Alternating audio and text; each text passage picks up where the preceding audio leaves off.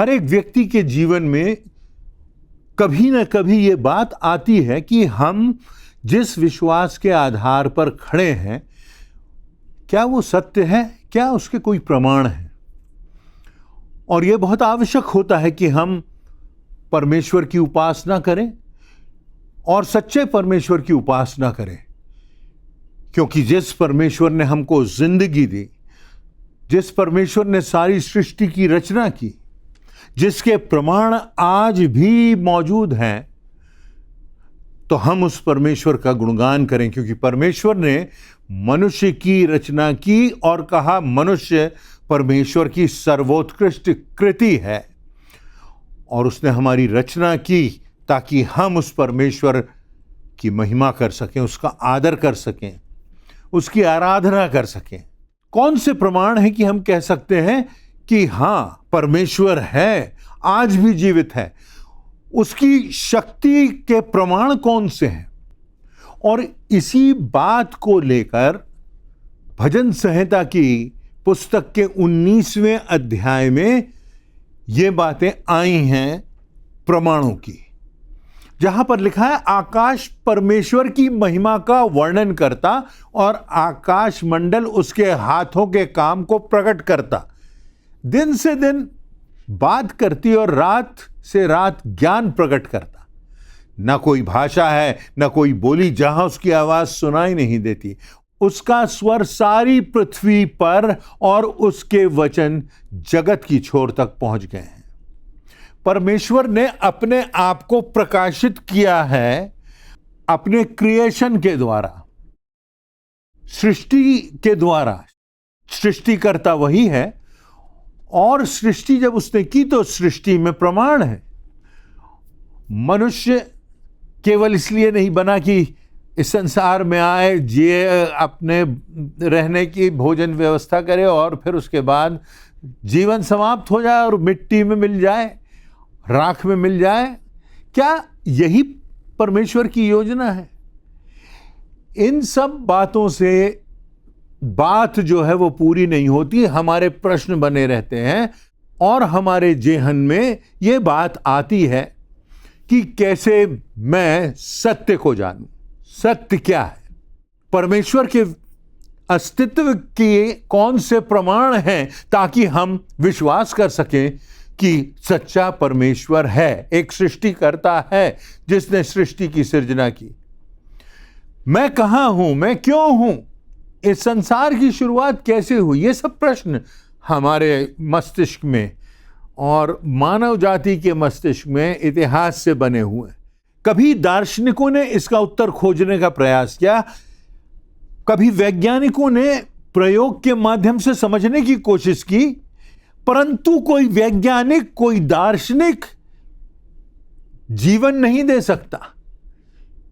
हम किसी चीज को बना सकते हैं, पर हम में क्षमता ही नहीं कि हम एक कण, एक मिट्टी के कण की सृजना कर दें।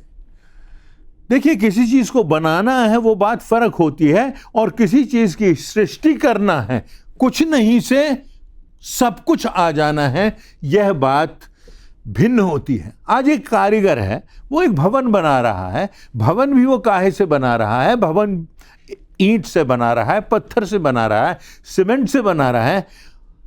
वो बना रहा है भवन को, परंतु उस ईंट की, उस पत्थर की, उस सीमेंट की उसने सृष्टि नहीं की। जो सृष्टि में है उसी को लेकर के वो एक, उसको संयोजित करके एक भवन बना रहा है।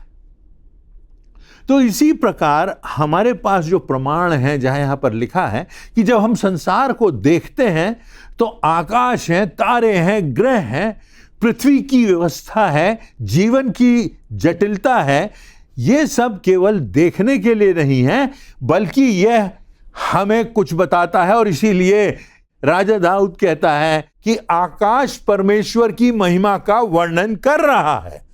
आकाश वर्णित कर रहा है, आकाश मौन है, आकाश खामोश है, परंतु उसमें प्रमाण हमको दिखाई दे रहे हैं।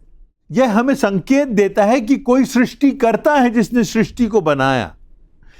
और जिसने सृष्टि को बनाया उसने एक सिस्टम को भी बनाया, उसने एक प्रणाली भी निर्धारित की। सबके पीछे कुछ उद्देश्य है, कोई योजना है, और जो कुछ उसने रचा है वो अद्भुत है। क्या आप जानते हैं कि आकाश में तारों की संख्या 10,000 करोड़ तारों का समूह है जो एक स्कोप से देखा जा सकता है, और उसे एक गैलेक्सी कहा गया है। 10,000 करोड़ तारों के समूह को एक गैलेक्सी कहा गया है, और ऐसी 10,000 करोड़ गैलेक्सीज पाई जाती हैं समस्त सौर मंडल में। तो ये कहां से आ गई, ये कहां से उत्पन्न हुई? और इसीलिए भजनकार लिख रहा है कि आकाश मंडल परमेश्वर की हस्तकला का वर्णन कर रहा है। प्रमाण है आकाश में। हम बाहरी रूप से यदि देखते हैं तो केवल वस्तुएं दिखाई देती हैं, परंतु अगर हम देखें तो हमको इस सच्चाई का पता लगता है कि सृष्टि करता है परमेश्वर है, एक महान शक्ति है जिसने मुझको और आपको भी जिंदगी दी। तो इस संदर्भ में पहली बात, सृष्टि की व्यवस्था एक महान रचनाकार ने की है। ये सृष्टि, ये आकाश मंडल इस बात का संकेत देता है जो भजन संहिता 19 में जिसका वर्णन है। जब हम इस संसार को ध्यान से देखते हैं तो हमें यह स्पष्ट दिखाई देता है कि यह संसार केवल अस्तित्व में नहीं किंतु व्यवस्थित है। इसमें एक अद्भुत संतुलन है, एक ऐसा संतुलन जो अपने आप नहीं बन सकता, जो किसी अचानक से हुई दुर्घटना का परिणाम नहीं हो सकता। दिन और रात का क्रम है, दिन होता है, रात होती है, ऋतुओं का परिवर्तन है, पृथ्वी अपनी धुरी पर निश्चित समय में घूमती है और सूर्य के चारों ओर उसकी सटीक गति है। इसमें से किसी भी व्यवस्था में यदि थोड़ा सा भी परिवर्तन हो जाए तो जीवन असंभव हो जाएगा। हम श्वास लेते हैं, ऑक्सीजन हमारे जीवन के लिए आवश्यक है। पेड़ पौधे वही ऑक्सीजन हमें देते हैं, और ऑक्सीजन ग्रहण करने के बाद जो कुछ हम श्वास से छोड़ते हैं वो कार्बन डाइऑक्साइड होती है, जिसे पेड़ पौधे ग्रहण करते हैं। और तब मनुष्यों के बीच में, पेड़ पौधों के बीच में एक सामंजस्य बना हुआ है, एक संतुलन बना हुआ है। ऐसे बहुत से उदाहरण हैं। अब प्रश्न यह उठता है कि क्या यह सब अपने आप हो सकता है? इतनी निरंतरता, इतनी व्यवस्था बिना किसी योजना के बन सकती है, बिना किसी सामर्थ्य के बन सकती है? सृष्टिकर्ता तो है, और यही सृष्टिकर्ता हमारा परमेश्वर है। भजन संहिता के 14वें अध्याय की पहली आयत में लिखा हुआ है, मूर्ख ने अपने मन में कहा कि कोई परमेश्वर है ही नहीं। आज भी दुनिया में लाखों करोड़ों लोग हैं जो परमेश्वर के अस्तित्व को नहीं मानते। वो सोचते हैं कि परमेश्वर है ही नहीं, परंतु उनके सोच से क्या होता है? यहां तो प्रमाण ही प्रमाण है। यह वचन हमें यह नहीं कहता कि प्रश्न करना गलत है, बल्कि यह हमें समझाता है कि जब स्पष्ट प्रमाणों के बावजूद भी व्यक्ति सत्य को नकारता है तो वह मूर्ख है, वह अज्ञानी है। केवल सृष्टि ही एक दृश्य नहीं है, यह एक संदेश है, और यह स्पष्ट संदेश यह है कि इस सृष्टि का, इस सिस्टम का एक सृष्टिकर्ता है, हमारा जीवित परमेश्वर। दूसरी बात, मनुष्य की रचना परमेश्वर की बुद्धि और सामर्थ्य को प्रकट करती है। यदि हमें परमेश्वर की महानता दिखती है तो हमको मनुष्य के शारीरिक नियोजन में दिखती है, सब सिस्टम्स में दिखती है। हमारा शरीर एक जटिल प्रणाली है, हृदय लगातार धड़कता है, मस्तिष्क हर क्षण सूचना को संचालित करता है, रक्त शरीर के हर भाग तक पहुंचता है, वो एक पंप के समान निरंतर चलता रहता है ताकि हमारे सारे शरीर में ऑक्सीजन रहे, हमारे सारे शरीर में रक्त रहे, ताकि हम जिंदा रह सकें। एक दिन में हमारा हृदय 16,000 लीटर रक्त को पंप करता है। हमारी नर्व्स की लंबाई हजारों मीलों तक फैली हुई है। हमारा मस्तिष्क जो है वो करोड़ों कोशिकाओं के माध्यम से कार्य करता है। यह सब इतना सटीक होता है कि हम इसको सामान्य मान लेते हैं और गहराई से देखते ही नहीं। परंतु यदि हम इस पर विचार करें तो ये अद्भुत बात है, ये अद्भुत शरीर है, ये अद्भुत संरचना है। हर एक व्यक्ति के फिंगरप्रिंट भिन्न भिन्न है, हर एक व्यक्ति के बाल की रचना भिन्न भिन्न है, हर एक व्यक्ति के आंख की संरचना भिन्न भिन्न है। तो ये सब कैसे संभव है कि करोड़ों और अरबों जो लोग हैं वो किस प्रकार से हर एक से भिन्न है? डीएनए सबका फर्क है। भजन संहिता 139वें अध्याय की 13वीं और 14वीं आयतों में लिखा हुआ है, मेरे मन का स्वामी तो तू है, तूने मुझे अपनी माता के गर्भ में अद्भुत ढंग से रचा है। मैं तेरा धन्यवाद करूंगा इसलिए कि मैं भयानक और अद्भुत रीति से रचा गया हूं। तेरे काम तो आश्चर्य के हैं और मैं इसे भली भांति जानता हूं। जब हम अपने शरीर को समझते हैं तो हम यह समझते हैं कि हम केवल जीवित नहीं हैं, जीवन कहाँ से आया है? जीवन दाता की ओर से आया है।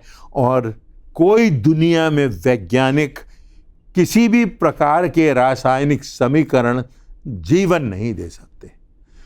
अजीवित जीवित को पैदा नहीं कर सकता। इसलिए जीवन देने वाला हमारा परमेश्वर है और हमारा जीवन, हमारा शरीर, हमारे शरीर की जितने भी सिस्टम्स हैं, जो प्रणालियां हैं, ये परमेश्वर की अद्भुत अद्भुत रचना है। तीसरी बात, सत्य केवल अनुभव नहीं बल्कि प्रमाणों पर आधारित होता है। सत्य केवल परंपराओं से नहीं परंतु प्रमाणों से स्थापित होता है। बहुत से लोग मानते हैं कि हम जो विश्वास करते हैं वो विश्वास तो परंपराओं पर आधारित है, क्योंकि हमारे पूर्वजों ने ये किया इसलिए हम ये कर रहे हैं। और कितने लोग भटक भी जाते हैं। कितने लोग सोचते हैं कि सृष्टि की उपासना करना है, हमें सृष्टि की उपासना करना है, सृष्टिकर्ता की नहीं। परंतु यह सृष्टिकर्ता का अपमान है। हमको सृष्टिकर्ता की, जिसने हमें जिंदगी दी, जिसने हमको संसार में रखा, जिसने हमको जीवन दिया कि हर पल हम जी पा रहे हैं, हृदय की धड़कन दी, हमारी शरीर में रक्त और न जाने कितने सिस्टम्स बनाए, ये सारी बातें जो हैं ये अद्भुत हैं। इतिहास में कई लोगों ने यह सिद्ध करने का प्रयास किया कि जो परमेश्वर का वचन है वो सत्य नहीं है, बाइबल जो है उसमें जो घटनाएं हैं वो सत्य नहीं है। परंतु कितने लाखों प्रमाण हैं कि लोगों ने उन स्थानों पर जाकर के अध्ययन किया जहां बाइबल की घटनाएं घटित हुई हैं। उन्होंने उन बातों को साक्षात देखा, आज भी वो बातें मौजूद हैं। पुरातत्व शास्त्रियों की खोजों ने इन स्थानों और घटनाओं की पुष्टि की जिनका वर्णन न सिर्फ बाइबल में परंतु इतिहास की पुस्तकों में भी पाया गया है। ऐतिहासिक प्रमाणों ने इन घटनाओं को अंडरलाइन किया है, समर्थित किया है और इन्हें सत्य कहा है। प्रत्यक्षदर्शियों की गवाही भी इस सच्चाई को प्रमाणित करती है। यूहन्ना की पहले पत्र उसके पहले अध्याय की पहली और दूसरी आयतों में लिखा हुआ है, उस जीवन के विषय में जो आदि से था, जिसे हमने सुना, जिसे हमने अपनी आंखों से देखा, वरन जिसे हमने ध्यान से देखा और अपने हाथों से छुआ, यह जीवन प्रकट हुआ, हमने उसे देखा, उसकी गवाही देते हैं और तुम्हें उस अनंत जीवन का सुसमाचार देते हैं जो पिता के साथ था और हम पर प्रकट हुआ। वो कह रहा है कि कोई ऐसी बात नहीं है जो कि काल्पनिक हो, जो स्वप्न में हमने देखा हो, जो परंपरा की बात हो, पर प्रभु यीशु मसीह के जीवन को, उसके आश्चर्य कर्म को, उसके पुनरुत्थान को हमने देखा है, हम उसके गवाह हैं। हमने उसके जीवन को अपनी आंखों से देखा है, हमने उसको छुआ है, हमने उसको ध्यान से देखा है और हम उसके गवाह हैं। यह संभव नहीं कि हम अपनी जुबान को खामोश रखें। और इसलिए हम लिख रहे हैं उन बातों को जो सच्ची हैं, जो प्रमाणों पर आधारित हैं, जो सत्यता से भरी हुई हैं, जो परंपराओं पर नहीं, मिथ्या पर नहीं, स्वप्न दर्शिता पर नहीं, एहसास पर नहीं, परंतु प्रामाणिकता पर आधारित है, ये सत्य है।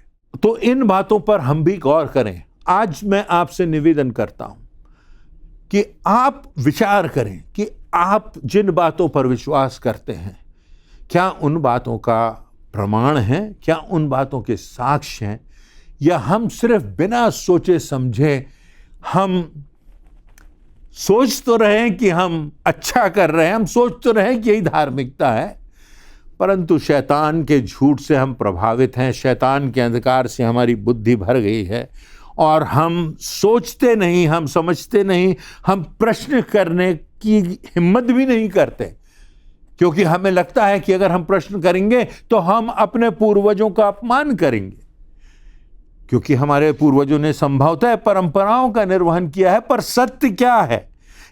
क्या सत्य की प्रामाणिकता है? तो आज हमको विचार करना है कि आज जिसकी हम उपासना करते हैं, आज जिसके सामने हम सर झुकाते हैं, आज जिसकी सत्ता है, आज जो जीवित है, आज जो स्वर्ग के सिंहासन पर विराजमान है, उसकी प्रामाणिकता आज हमारे सामने मौजूद है, कण कण में बसी हुई है। बहुत सी बातों का विश्लेषण हम आने वाले समय में भी करेंगे, परंतु हमको प्रश्न करना है कि हम सच्चाई पर विश्वास करें, क्योंकि नीति वचन में लिखा एक ऐसा मार्ग है जो कि मनुष्य को दिखाई तो देता है, ठीक तो दिखाई देता है, पर जिसके अंत में मृत्यु है। हम अपनी बुद्धि से, अपने मन से, अपनी परंपराओं से, अपने सोच से सोचते हैं कि जो कुछ हम कर रहे हैं यही धार्मिकता है, यही परमेश्वर की इच्छा है, यही परमेश्वर चाहता है। परंतु वास्तव में यदि हम प्रश्न करना प्रारंभ कर दें और देखें कि आकाश में परमेश्वर के प्रमाण हैं, संसार में विभिन्न देशों में इतिहासकारों की लेखनी में, यहां तक कि इतिहासकार जो कि मसीह नहीं थे, उन्होंने प्रभु यीशु मसीह के जन्म का, जीवन का, शिक्षाओं का, मृत्यु का, पुनरुत्थान का वर्णन किया है। 2-4 साहित्यकार नहीं, परंतु सैकड़ों साहित्यकारों ने इस बात की गवाही दी है, जो परमेश्वर के वचन से, बाइबल के वचनों से स्पष्ट होती है कि जो कुछ वचन में लिखा है वो सही बात है, वो सच्ची बात है, वो प्रमाणों पर आधारित बात है। तो हम आज अपने हृदय को देखें। हमको उद्धार की आवश्यकता है, दुनिया के हर व्यक्ति को उद्धार की आवश्यकता है, क्योंकि हम आत्मा हैं और हमें शरीर प्राप्त है। ऐसा नहीं है कि हम शरीर हैं और हम आत्मा हमें प्राप्त है, नहीं, आत्मा तो अमर है, आत्मा कभी मरेगा नहीं, आत्मा तो परमेश्वर का दिया हुआ है, शरीर तो नश्वर है।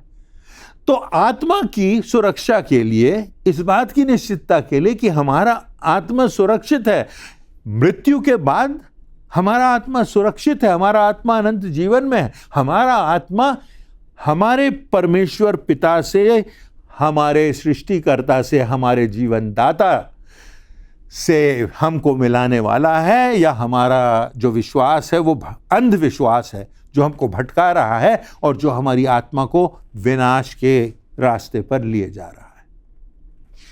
तो आइए आज बड़ी गंभीरता से हम इन प्रश्नों पर विचार करें, सोचें और देखें कि किस प्रकार से परमेश्वर ने इस सृष्टि की सृजना की, और इस सृष्टि की जो सृजना है वो परमेश्वर की गवाही दे रही है, उसके हस्तकला की गवाही दे रही है, उसकी शक्ति की, उसकी सामर्थ्य की गवाही दे रही है। प्रभु यीशु मसीह की ज़िंदगी, प्रभु यीशु मसीह के आश्चर्य कर्म, उनकी यात्रा करना, उनको विभिन्न स्थानों पर जाना, विभिन्न आश्चर्य कर्म करना, जो कुछ परमेश्वर के वचन में लिखा है उनके प्रमाण मौजूद हैं। और इस बात के भी प्रमाण इस संसार में आज भी मौजूद हैं कि मात्र यह जीवन ही सब कुछ नहीं है। मात्र परमेश्वर ने हमें इसलिए नहीं बनाया कि हम इस संसार में रहें, आराम से रहें, अपनी जीविकोपार्जन करें, परिवार का बढ़ता हुआ स्वरूप देख सकें और उसके बाद मिट्टी में मिल जाएं, राख में मिल जाएं। परंतु परमेश्वर ने हमको बनाया है, एक अद्भुत योजना के तहत बनाया है कि परमेश्वर इस संसार के बाद भी, इस मृत्यु के बाद भी हमारे लिए एक अद्भुत योजना है, एक अद्भुत संसार है, एक अद्भुत जीवन है जो प्रभु यीशु मसीह के द्वारा उस पर विश्वास करने से, उसका अनुगमन करने से और परमेश्वर के वचन को मानने से हमको प्राप्त होता है। आज भी ये बात संभव है कि हम उस उद्धार के दान को पाएं।